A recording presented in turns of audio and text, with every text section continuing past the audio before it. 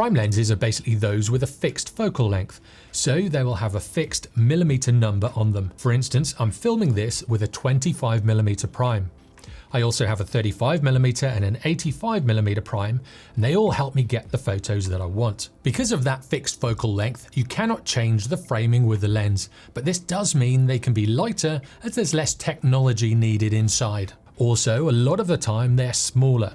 Now, before any of you comment below, I know there are some huge primes, but there are always exceptions to the rule. Also, for a given size, primes tend to have wider apertures, and this means that they tend to be better in low light, and with that wider aperture, getting that background out of focus is easier, if that's the look you're going for. Zooms, on the other hand, tend to be more user-friendly. You have a millimeter range. For instance, my 17 to 28mm will go anywhere from 17mm to 28mm. This has quite a low zoom range, whereas a good everyday lens for a camera would be the 24 to 70mm or the 18 to 55mm on a crop censored camera. Or if you like super zooms, these can go from 24 to 240mm or 18 to 135mm on a crop censored camera. My RX10 Mark III is a bridge camera with a small sensor and has a built-in zoom.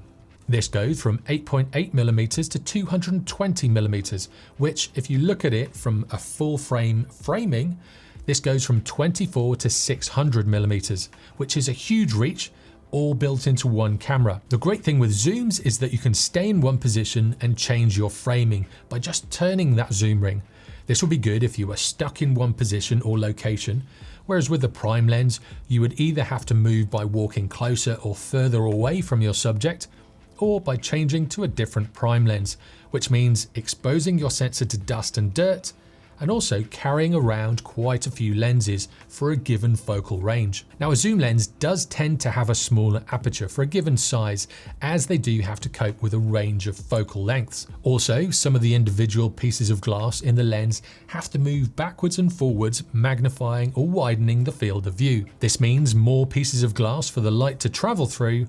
Therefore, there's more potential to kind of degrade the image quality of your photographs. So prime lenses are really good for that shallow depth of field look, wider apertures for low light conditions, and superior image quality, whereas zooms are a great practical option to get multiple lenses in one, to have a lot of different framings of your subject from one position, and being able to change the focal length without exposing that sensor to the elements.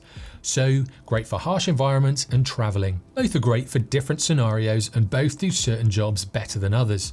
And there's no right or wrong way to photograph your subject. They're just different ways of doing the same thing. Now, what do you shoot with? Primes, zooms, or a combination of both? Let me know in the comments below. It'll be great to hear what you use whenever you go out to take photographs of things that you like. And as always, if you like this video, click here next. Or if you're a binge watcher, click down here. And if you haven't already, be sure to subscribe for weekly tutorials in photography. I'll see you next time.